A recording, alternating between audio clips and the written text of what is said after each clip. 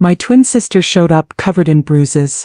When I found out her husband was abusing her, we switched places and taught him a lesson he'll never forget. Before we continue, I just want to say thank you for taking the time to hear my story. If you're comfortable, let me know where you're listening from and what time it is where you are. Now let me tell you my story. The phone rang at 2:47 a.m. I knew before I answered that something was wrong. Nobody calls at that hour with good news. I grabbed my phone from the nightstand, my heart already racing, and saw my twin sister's name flashing on the screen. Mia, I answered, my voice thick with sleep and concern. Silence, then breathing, heavy, shaky breathing that made my stomach drop. Mia, talk to me. What's wrong? Maya. Her voice was barely a whisper, broken and afraid. Can I come over, please? I was already out of bed, turning on lights. Of course. Are you okay? Where are you? I'm outside your building. I didn't know where else to go. I ran to the door, threw it open, and rushed down the hallway to the elevator. My mind was racing with possibilities, each worse than the last. Mia and I were identical twins, 32 years old, and we'd always had that connection people talk about. I could feel when something was wrong with her, even across the city, and right now everything in me was screaming that something was terribly, horribly wrong. The elevator seemed to take forever. When the doors finally opened to the lobby, I saw her, my sister, my identical twin, standing by the glass doors in the dim lighting, wearing a hoodie pulled low over her face, her arms wrapped around herself like she was trying to hold herself together. Mia? I ran to her, and when she turned to face me, my heart stopped. Even in the low light, I could see the bruises, a dark purple one spreading across her left cheekbone. Her bottom lip was split and swollen. When she pushed back her hoodie, I saw the finger-shaped bruises on her neck. Oh my God, the words came out as barely a breath. Oh my God, Mia, what happened? Who did this to you? She started crying, not gentle tears, but harsh, broken sobs that shook her entire body. I wrapped my arms around her and held her tight, feeling her tremble against me. We stood there in my building lobby at 3 in the morning, and I felt rage building inside me like I'd never felt before. Let's go upstairs, I said softly, guiding her to the elevator. Come on, you're safe now. In my apartment, under the bright kitchen lights, it was worse. So much worse. The bruises were darker, more extensive. There were older ones too. Yellow-green ones fading on her arms. This wasn't the first time. This had been happening for a while. I made her sit at my kitchen table. I got ice wrapped in a towel for her face. I made tea that neither of us would drink. And then I sat across from her and waited, giving her time, even though every second of waiting felt like torture. It's Derek, she finally whispered, staring at the ice in her hands. Derek, her husband, the man she'd married 5 years ago in that beautiful garden ceremony, the man who'd seemed so charming, so perfect, so in love with my sister, the man I'd never quite trusted, though I couldn't explain why. How long? I asked, my voice steady even though I was shaking inside. 3 years. She looked up at me with red, swollen eyes. It started small, yelling, controlling what I wore, who I talked to. Then he started pushing me, grabbing me too hard, then hitting. And tonight he... She couldn't finish. Tonight he what? Mia. I leaned forward, taking her hands in mine. Tell me everything. She told me about the escalating violence, about how he controlled all their money, gave her an allowance, like she was a child, about how he'd isolated her from her friends, made her quit her book club, limited her phone calls, about how he checked her car's mileage, questioned every minute she was away from home, about how he was perfect in public, charming to everyone, and a monster behind closed doors. I've been documenting it, she said, pulling out her phone with shaking hands. Photos, recordings. I've been so scared, Maya, but I kept thinking maybe if I had proof, if I could show someone. I looked through her phone, and with each photo, each recording, my rage grew colder, harder, more focused. This wasn't just abuse, this was systematic torture, and my sister, my gentle, kind-hearted twin who taught 3rd graders and volunteered at animal shelters, had been living in hell while I'd been across the city completely unaware. You're not going back there, I said firmly. I have to. He'll come looking for me. No. I looked at her, and I saw her face, which was my face. We were identical in every way. Same height, same build, same features. People had confused us our entire lives. And suddenly, an idea formed in my mind. A dangerous, crazy, perfect idea. Mia, I said slowly. What if you didn't go back? What if I did? She stared at me, not understanding. Then her eyes widened as she realized what I was suggesting. Maya, no. You can't. He's dangerous. He'll what? Hit me? I smiled, but there was no humor in it. I'd like to see him try. We're going to switch places, Mia, for 2 weeks. Maybe 3, long enough for me to document everything, gather evidence that will hold up in court, and teach that piece of trash a lesson he'll never forget. This is crazy, Mia whispered. Maybe, I agreed, but I'm not letting him hurt you ever again, and I'm going to make sure he pays for every single thing he's done to you. Do you trust me? She looked at me for a long moment, then slowly she nodded. I trust you, but Maya, you don't know what he's like. You don't know how mean he can be, how cruel. I squeezed her hands. Then you're going to teach me everything, every detail, every routine, every trigger, and in 2 weeks Derek is going to wish he'd never laid a hand on you. Because he didn't just hurt you, Mia. He hurt my sister, my twin, my other half, and nobody does that, and gets away with it. The morning light filtered through my apartment windows as Mia and I sat surrounded by empty coffee cups and pages of notes. Her hands were steadier now, but the bruises on her face seemed darker in the daylight. Tell me about the first time, I said, my pen poised over a fresh page. Mia wrapped her hands around her coffee mug. 6 months after we got married, we were at his company party. I was talking to one of his colleagues. Just friendly conversation. In the car on the way home, he went silent, that scary kind of silent. And then, he said I was flirting, that I was making him look like a fool. He grabbed my wrist so hard it bruised. He didn't let go until we got home. Then he spent 2 hours telling me everything that was wrong with me. How I dressed too provocatively, how I was too friendly with men, how I needed to remember I was his wife, and start acting like it. I wrote it all down. My jaw clenched so tight it ached. Did he hit you that night? No, that came later. For months, it was just words, constant criticism. Nothing I did was right. I cooked dinner. It was too salty or too bland. I cleaned the house. I missed spots. But you're a teacher. You have your own income. Mia nodded, her eyes filling with tears. He made me set up direct deposit into his account. Said it was easier for managing household expenses. By the time I realized what was happening, I had no access to my own money. He gave me $200 a week for groceries and personal items. I had to show him receipts for everything. Jesus Christ, Mia, why didn't you tell me? She pulled her hand away. Because I was ashamed. Because he made me believe it was my fault. Because he said if I told anyone he'd make sure I lost everything. He said nobody would believe me, that everyone thought he was perfect. And Maya, they did. Everyone loved Derek. Charming Derek. Successful Derek. The perfect husband. When did he first hit you? A year and a half ago. I came home late from a staff meeting at school. My phone had died. He was waiting by the door. He grabbed me by the throat and slammed me against the wall. Then he hit me. Just once across the face. He stood over me and said it was my fault.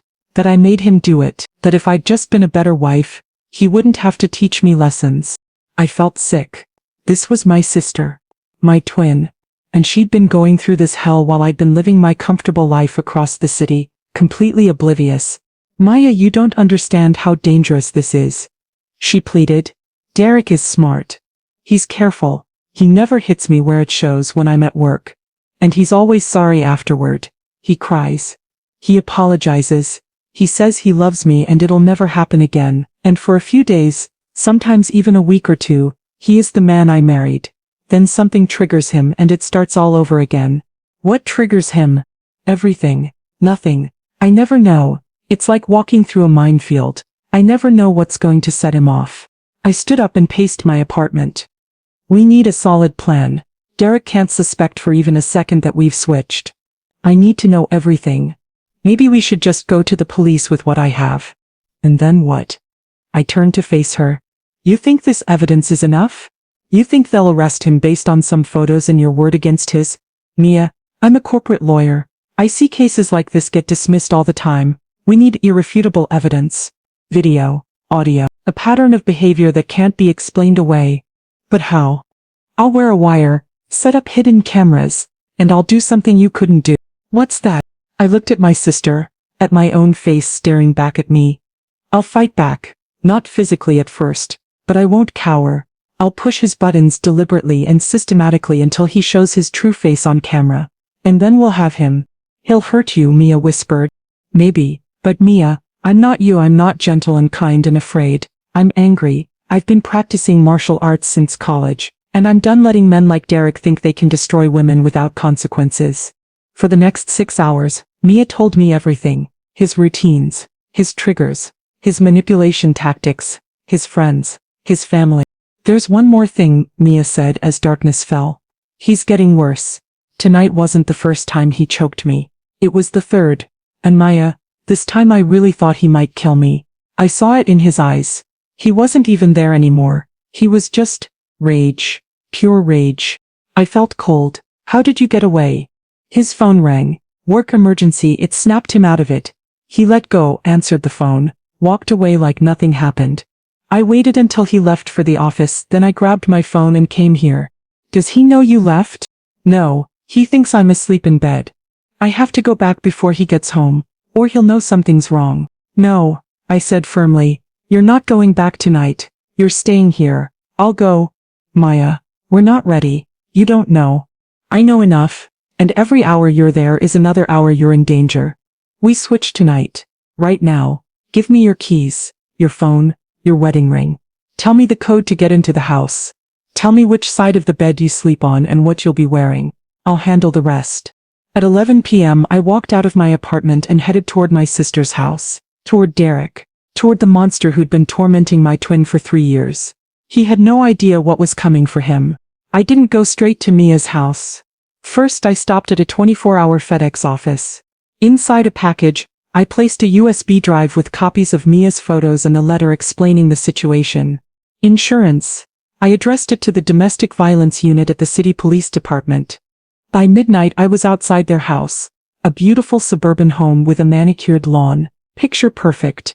Of course it was. Derek wasn't home. Good. I let myself in and walked through the immaculate, obsessively organized rooms.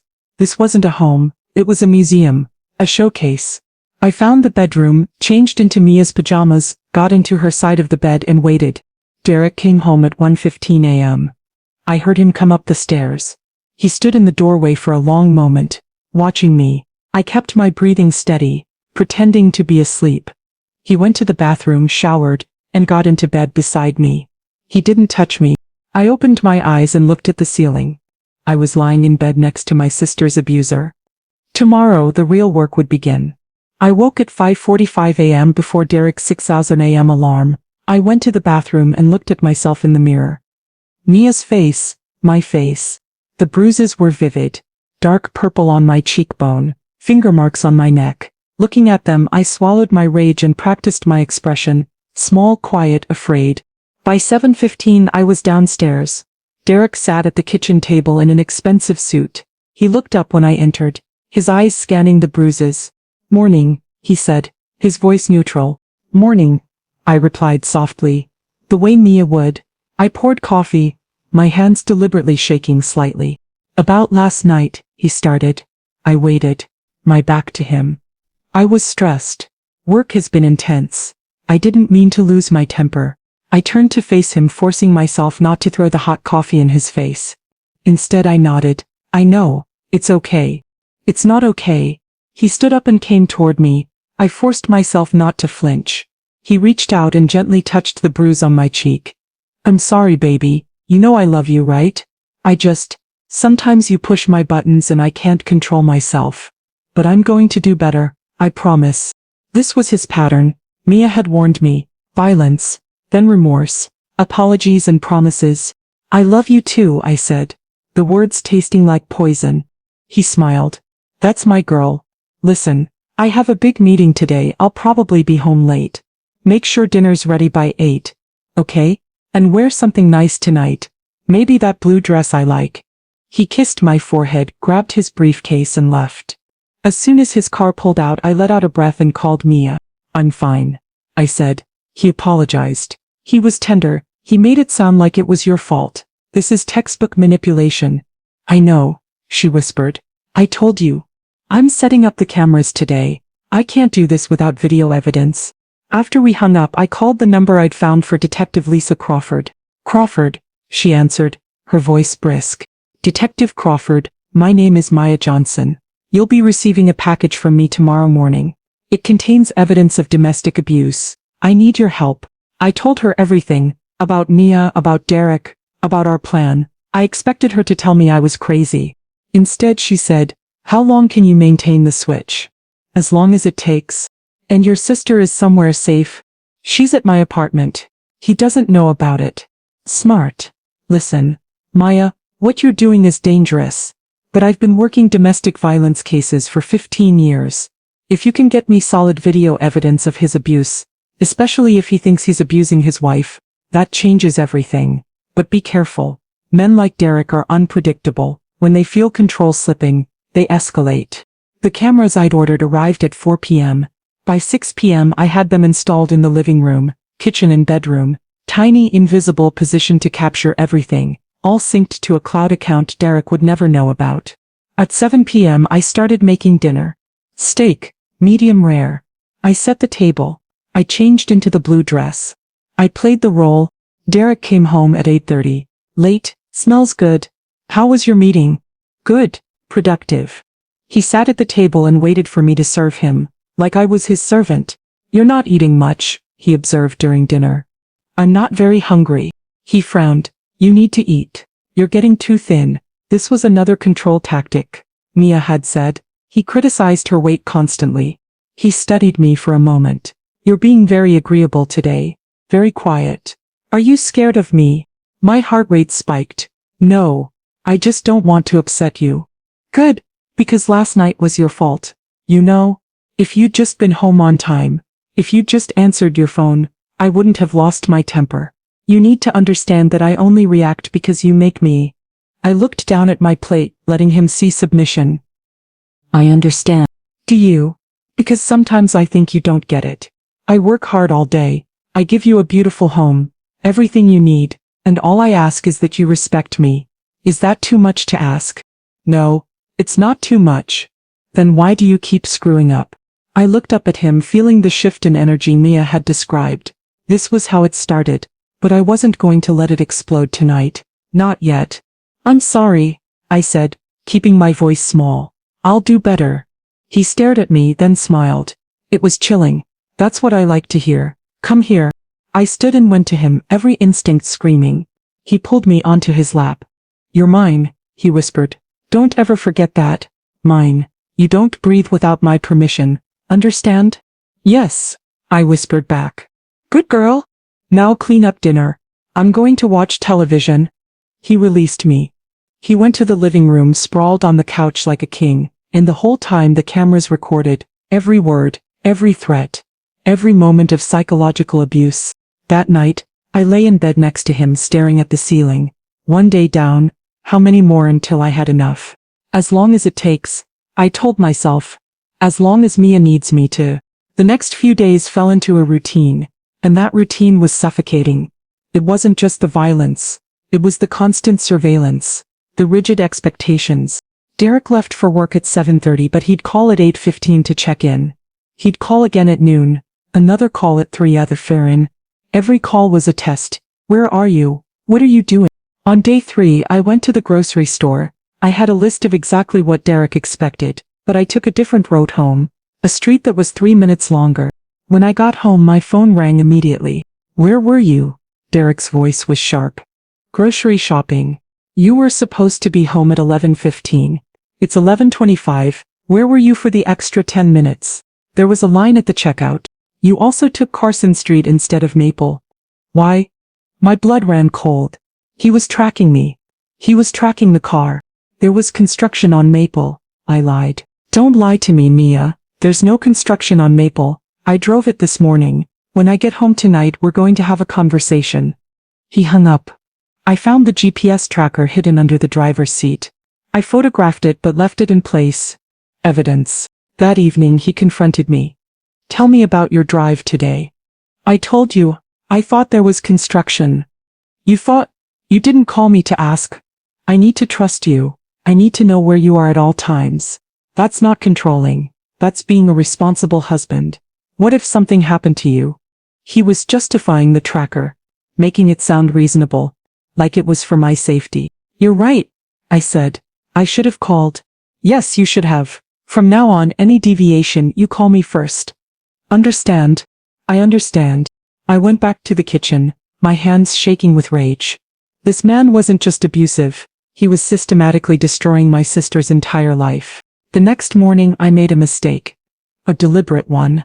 I made his coffee wrong, too weak. Derek took one sip. This is wrong, this is the second time this week. What's going on with you? Nothing. I'm just tired. Tired. You're always tired. Maybe you need to see a doctor. I'll make an appointment for you. Dr. Harrison. He'll figure out what's wrong. Another layer of control. Choosing her doctor, I texted Crawford. He's tracking her car, monitoring her phone, controlling her medical care. This is stalking. Her response, you're building one of the strongest cases I've ever seen. But I'm worried. This level of control means extreme danger. Men like him escalate fast. I know, but I need more time. By day 7 I had hours of footage. But I wanted one more thing.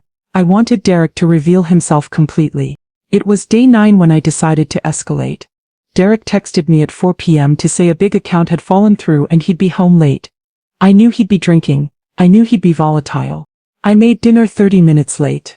He came home at 9:30 and I could smell the alcohol on him. His eyes went straight to the empty table. Where's dinner? I'm making it now. It'll be ready in 20 minutes. 20 minutes. It's 9:30. I told you 8. You lost track of time for 2 hours?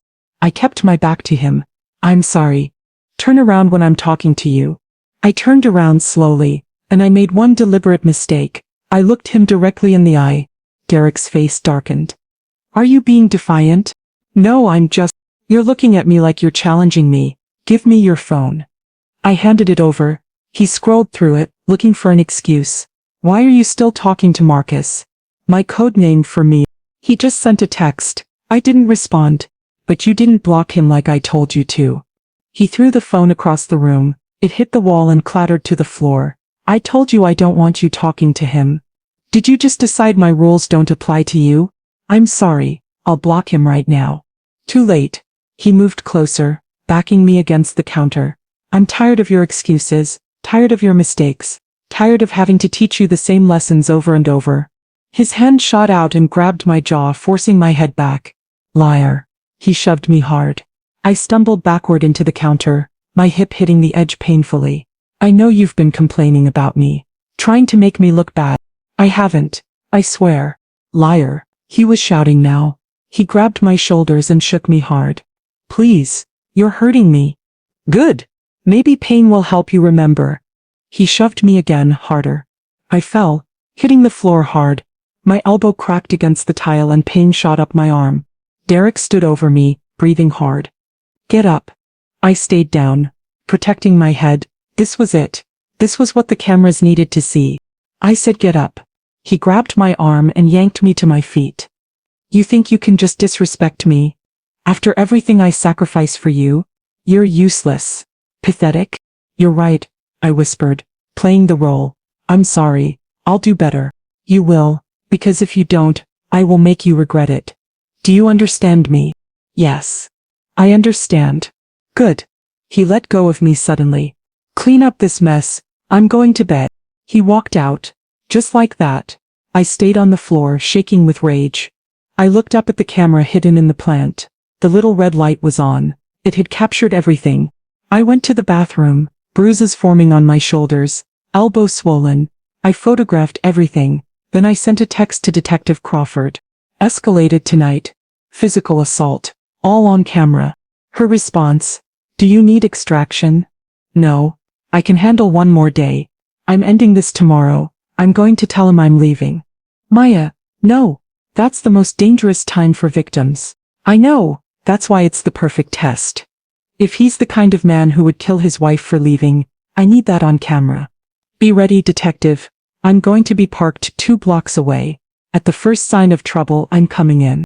That night, I didn't sleep. I waited until morning, until Derek left for work, pretending everything was normal. The moment his car left, I called Mia.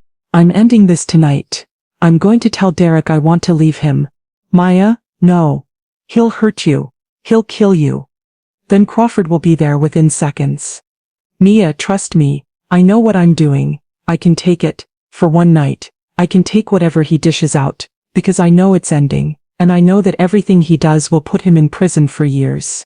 I trust you, she cried. Just, please be careful. That evening, I made his favorite meal, beef Wellington. I wanted him relaxed. I wanted him to feel in control so that when I pulled that control away, his reaction would be pure. He came home at 7:45. In a good mood. Smells amazing, what's the occasion? No occasion, just wanted to make you something special. That's my girl. See? I knew you could be good when you tried. After dinner, after I'd cleared the plates, I sat down across from him. My heart was pounding, but my face was calm. Derek, we need to talk. His expression shifted. About what? About us. I'm not happy. I haven't been happy for a long time. And I think I need to leave. The silence that followed was absolute. He stared at me like I'd spoken a foreign language. What did you just say? His voice was very quiet. I said I think I need to leave. I think we need to separate. He nodded slowly. Then he stood up, walked around the table, stood behind my chair. I could feel him looming. No, Derek said finally. No? No. You don't get to leave. You don't get to be unhappy. You're my wife. You belong to me, and you're staying. I stood up and turned to face him. I'm not asking for permission, Derek. I'm telling you I'm leaving. He moved so fast I almost didn't react. His hand shot out and wrapped around my throat, slamming me back against the wall. The air cut off. I clawed at his hand and I saw it in his eyes. He wanted to kill me. You listen to me, he hissed, his face inches from mine. You are not leaving, you are never leaving, you're mine. And if you try to leave, if you even think about leaving, I will kill you. Do you understand? I will fucking kill you. I couldn't breathe. Black spots danced in my vision. Then he let go and I collapsed to the floor, gasping, coughing. Derek stood over me. You stupid bitch. Did you really think you could just walk away? I looked up at him through watering eyes and the camera in the bookshelf caught all of it. Every word, every threat, every moment of choking. Clear, undeniable. I'm sorry. I gasped. Please. I'm sorry. I won't leave. Damn right you won't. Go clean yourself up.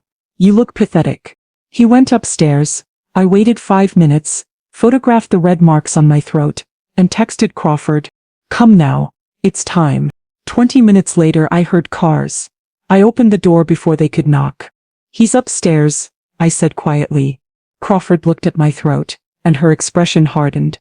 Officers, let's go. They went up the stairs. I heard Derek's confused, then angry voice. What the hell is going on? You can't just— Derek Morrison, you're under arrest for assault, domestic violence, stalking and terroristic threats.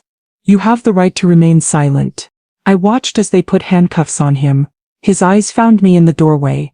Mia, what did you do? What the hell did you do? I stepped forward into the light, and I smiled. Not Mia's smile. My smile. Wrong sister, I said. Derek, meet Maya, Mia's twin, and congratulations, you've been recorded committing multiple felonies for the past 10 days. The look on his face was worth everything. Confusion, shock, rage. You bitch. You crazy bitch. This is entrapment. This is justice. I cut him off. For my sister, for every woman you've hurt. They dragged him out. When the house was empty, Crawford sat next to me on the stairs. You did it? She said. That was the bravest, craziest thing I've seen in 15 years. It worked, I said, finally letting myself shake. We have him. We have him, she agreed. Let's get you to the hospital to get those injuries documented. Then you can go home, real home, to your sister. At the arraignment, the prosecutor laid out the charges backed by hours of video. Derek's expensive lawyer argued for bail. Your Honor, the defendant made explicit death threats against the victim on camera. The prosecutor countered. He is an extreme danger. The judge watched the clip of Derek choking me. Bail is denied. Derek exploded. This is bullshit. She set me up. She's not even my wife. He was dragged out, still screaming for Mia to forgive him. For 2 months we prepared for the trial. Mia moved in with me permanently. She started therapy. She slowly stopped flinching at loud noises, but I could see the fear that Derek would somehow get out. Then 2 weeks before the trial, I got a call from Detective Crawford at 6 a.m. Maya, we have a problem. Derek made bail. My blood went cold. How? The judge denied it. His lawyers appealed to a different judge. Argued he wasn't a flight risk. The new judge agreed. Set bail at $500,000. His family posted it an hour ago. Where is he? We don't know. He's supposed to be on house arrest with an ankle monitor, but be careful. He knows you set him up. He's angry, humiliated, dangerous. I raced home. My apartment door was ajar. Mia? She was in the living room, phone in hand. Maya, he called me, from a blocked number. He said he's out. He said we can't hide. He said he's going to make us both pay. Detective Crawford arrived minutes later. We're putting protection on both of you. 24-hour surveillance. Derek violated his release by contacting you. We're going back to the judge to revoke bail. My phone rang. Blocked number. I put it on speaker. Maya, Derek's voice said, calm, or should I say the bitch who destroyed my life. You think you won? You took everything from me. My job, my reputation, you made me look like a monster. You are a monster, I said.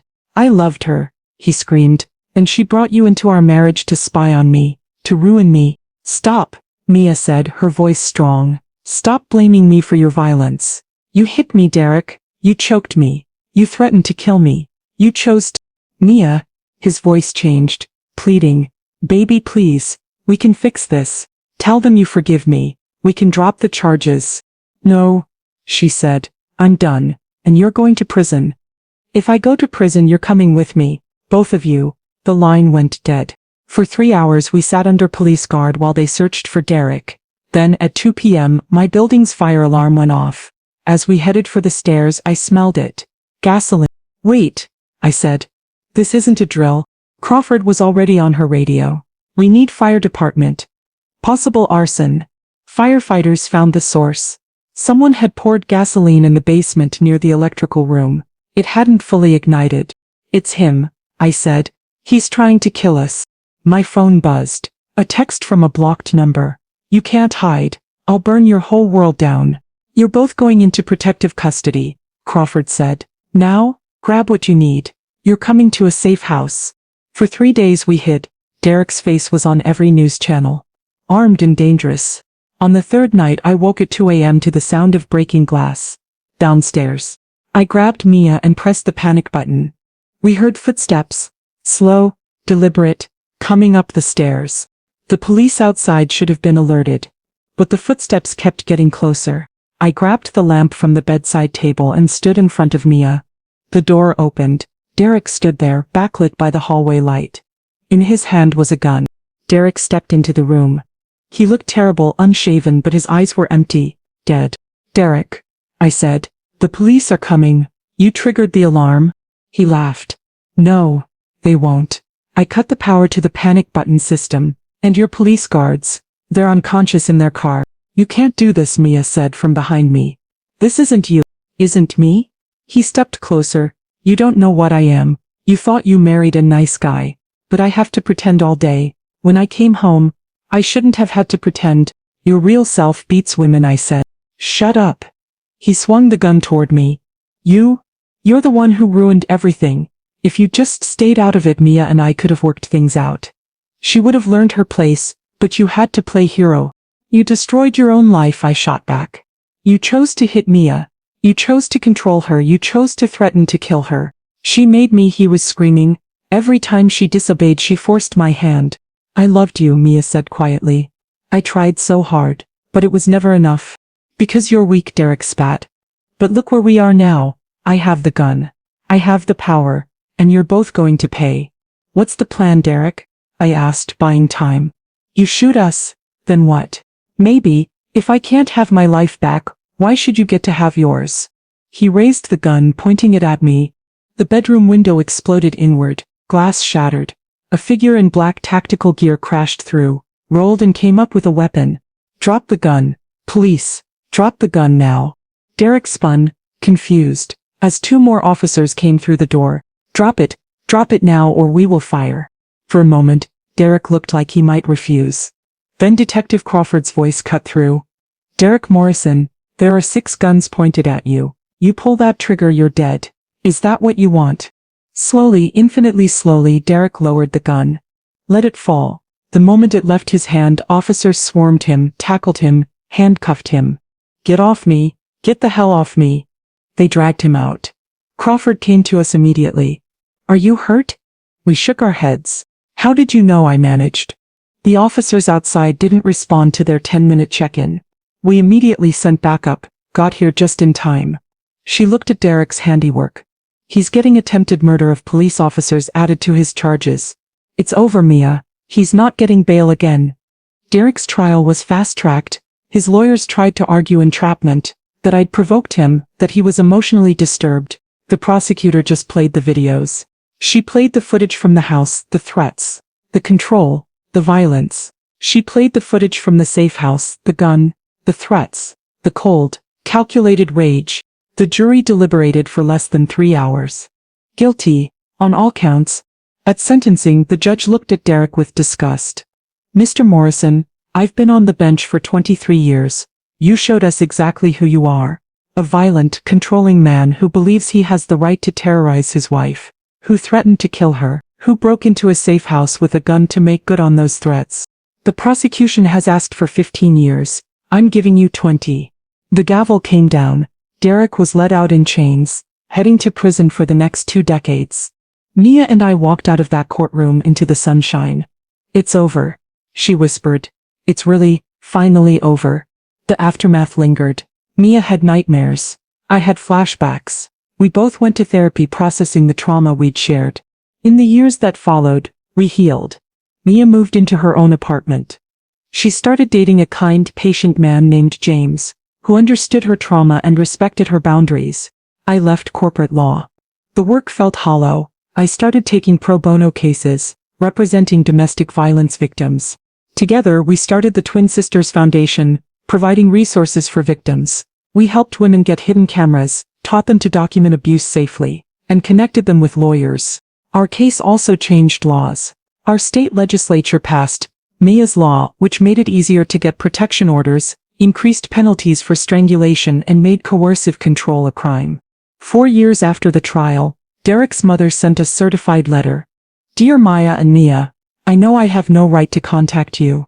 I enabled my son. I made excuses for him. I blamed Mia when I should have protected her. I'm writing to say I'm sorry. I see it now. I see what Derek is. My therapist says I've been in denial, that I raised him to believe he was entitled. I saw the bruises on Mia. I knew and I chose to look away. I'm not asking for forgiveness. I just wanted you to know that I'm sorry. Mia read it twice, then put it in a drawer. I don't know if I believe her, she said. But it doesn't matter. His family's remorse isn't about me. It's about them. I don't owe them anything. 6 years after the conviction, Mia and I stood in a college auditorium, teaching criminal justice students how to recognize and document abuse. After the lecture, a young woman approached us. My boyfriend, she said, he doesn't hit me, but he controls everything, who I see, what I wear. He checks my phone. I thought I was overreacting, but listening to you, that is abuse, Mia said gently. It's called coercive control. And it often escalates. People who love you don't control you, I added. That's not love. That's ownership. I'm scared, she whispered. I know, Mia said. I was scared too, but you know what's scarier than leaving? Staying, because it always gets worse. That night, the student texted me. I did it. I left. I'm at my parents' house. My dad is with me at the police station tomorrow to file a report. Thank you. You saved my life today. I showed the text to Mia. Do you ever regret it? She asked. Those 10 days? The trial? Everything. No, I said. Not for a second. I'd do it again tomorrow if I had to. Because look at what came from it. Look at the lives we've saved. Me too, Mia said. I used to think the worst thing that ever happened to me was marrying Derek. But now I think the best thing was surviving him. Because it taught me how strong I am. It showed me what I'm capable of. And it gave me a purpose. Derek had meant to destroy us. Instead, he'd made us stronger than we ever imagined. He'd taught us about evil. We taught the world about courage. He'd tried to silence us. We'd found our voices and used them to speak for thousands. That was the lesson. That love, sister love, survivor love, is stronger than any violence. Derek thought he was teaching Mia a lesson, but the only one who learned a lesson was him, and it was a lesson he'd remember for the rest of his life. The end of. Thank you for watching.